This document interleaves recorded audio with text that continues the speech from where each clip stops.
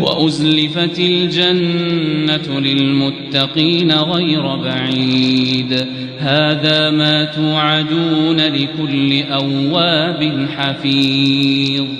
من خشي الرحمن بالغيب وجاء بقلب منيب ادخلوها بسلام ذلك يوم الخلود لهم ما يشاءون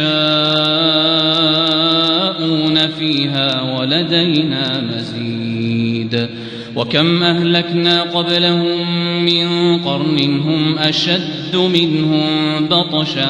فنقبوا في البلاد هل من محيص